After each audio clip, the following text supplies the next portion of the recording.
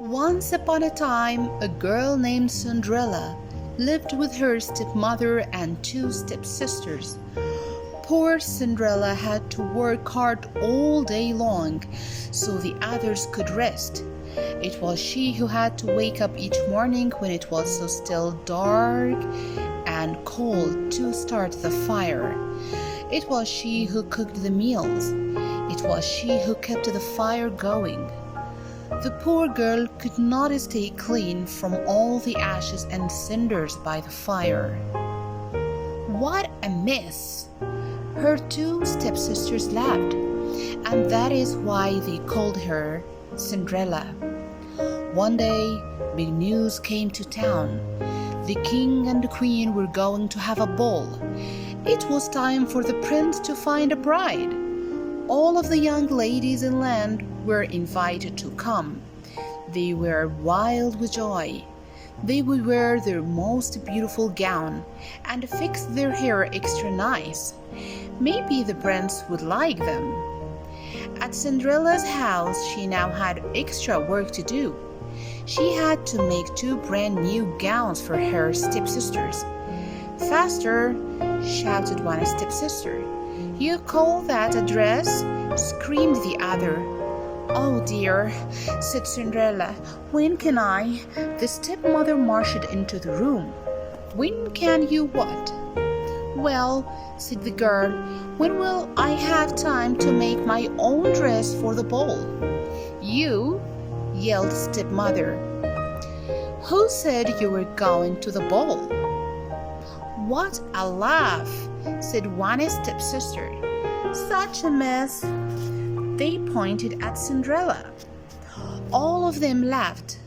Cinderella said to herself, "When they look at me, maybe they see a mess, but I'm not that way, and if I could, I would go to the ball."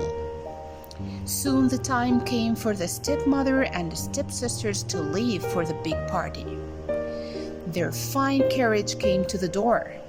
The stepmother and stepsisters hopped inside, and they were off. "Goodbye," called Cinderella. "Have a good time." But her stepmother and stepsisters did not turn around to see her. "Ah, me," said Cinderella sadly. The carriage rolled down the street.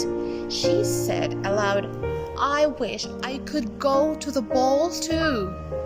Then, poof! All of a sudden, in front of her was a fairy. "You called," said the fairy. "Did I?" said Cinderella. "Who are you?" "Why, your fairy godmother, of course. I know your wish, and I have come to grant it." But Cinderella said, "My wish is impossible." "Excuse me?" said the fairy godmother in a huff. "Did I not just show up out of thin air?" "Yes, you did," said Cinderella. "Then let me be the one to say what is possible or not." "Well, I think you know I want to go to the ball too." She looked down at her dirty clothes. "But look at me." "You do look a bit of a mess, child," said the fairy godmother. "Even if I had something nice to wear," said the girl, "I would have no way to get there." "Dear me, all of that is possible," said the fairy. With that, she tapped her wand on Cinderella's head. At once, Cinderella was all clean. She was dressed in a beautiful blue gown. Her hair was set up high on her head inside a golden band. "This is wonderful," said Cinderella. "Who said I was done?" said the fairy godmother. She tapped her wand again. At once a beautiful carriage came to be, with a driver and 4 white horses. "Am I dreaming?" said Cinderella, looking around her. "It is as real can be," said the fairy godmother. "But there is one thing you must know." "What is that?" "All of this lasts only to midnight. Tonight, at the stroke of midnight, it will be all over. Everything will go back to how it was before. Then I must be sure to leave the ball before midnight, said Cinderella. Good idea, said the fairy godmother. She stepped back. My work is done. And with that, the fairy godmother was gone. Cinderella looked around her. Did that even happen? But there she stood in a fine gown and with a golden band in her hair. And there were her driver and 4 horses before her waiting. Coming, called the driver. She stepped into the carriage and they were off. Over at the ball, the prince did not know what to think. Why do you have that sad look in your face? The queen said to her son. Look around you. You could not ask for finer maidens than these. I know, mother, said the prince. Yet he knows something was wrong.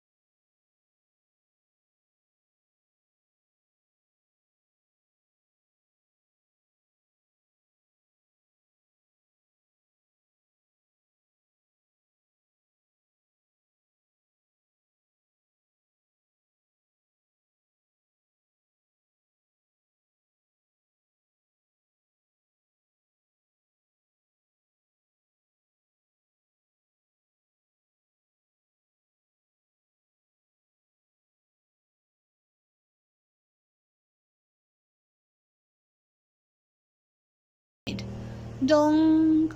Rang the clock. Why does that matter? Said the prince. Dong! Called the clock. I must go, said Cinderella. Dong! Went the clock. But we just met, said the prince. Why leave now? Dong! Rang the clock. I must go, said Cinderella. She ran to the steps. Dong! Said the clock. I cannot hear you, said the prince. The clock is too loud. Dong! Rang the clock. Goodbye, said Cinderella. Up the stairs she ran. Dong! Went the clock. Please stop for a moment, said the prince. Oh dear, she said as one glass slipper fell off her foot on the stair. But Cinderella kept running up. Dong! Said the clock. Please wait a moment, said the prince. Dong! Rang the clock. Goodbye, Cinderella turned one last time. Then she rushed out the door. Dong! The clock was quiet. It was midnight. Wait! Called the prince. He picked up her glass slipper and rushed out the door. He looked around but could not see her blue dress anywhere. This is all I have left from her, he said, looking down at the glass slipper.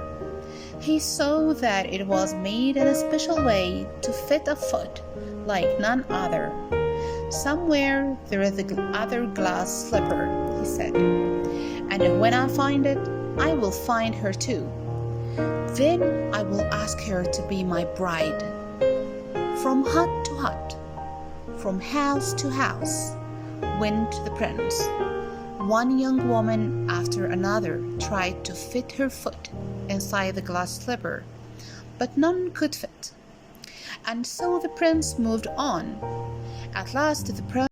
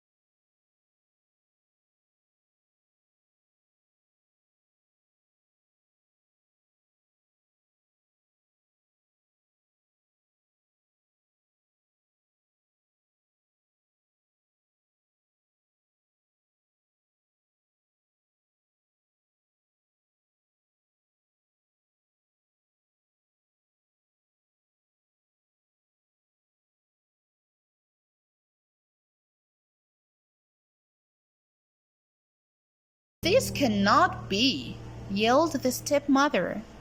But it was too late. The prince knew that Cinderella was the one. He looked into her eyes. He did not see the cinders in her hair or the ashes on her face. "I found you," he said. "And I have found you," said Cinderella. And so Cinderella and the prince were married, and they lived happily ever after. The end. Cinderella was able to keep dreaming because she believed in herself and her self-worth. She remembered her loving parents and knows she is more than the designated housemaid. Despite her tough circumstances and her difficult step-family, she still chooses to be kind and brave, to preserve and remain trying to change and take charge of her life. So this was our story for today. I hope you like the story. If you like the story, please hit the like button and subscribe to our channel for the next time. Always be happy and safe. See you. Bye.